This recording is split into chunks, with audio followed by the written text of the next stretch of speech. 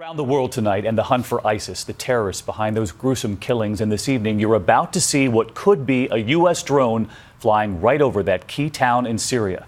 Just as President Obama says of ISIS, he wants them destroyed, dismantled, and defeated.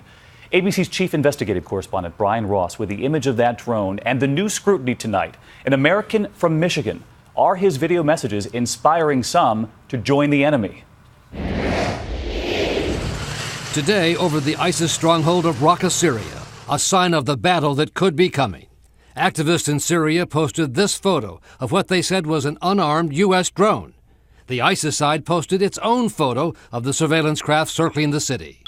The U.S. is urgently seeking intelligence on potential military targets and on any sign of the two American hostages still held by ISIS. Where are they, and are there any rescue attempts that are possible? The U.S. is also searching for some other Americans in Syria, those like this former college student from Boston who have turned on their country to join ISIS. The jihadist recruitment pipeline to Syria from the U.S. and Europe is of huge concern to law enforcement authorities. Why did this happen to us? And now they are closely monitoring the preaching of this charismatic Muslim cleric living in Dearborn, Michigan, Ahmad Jibril, who invokes the history of great Islamic warriors. These were real men who were there to give their jugular veins for the sake of Allah. Jibril's internet videos are credited with inspiring an estimated 60% of the Western recruits to jihad in Syria, according to a study done at King's College in London. They were regularly listening to his sermons,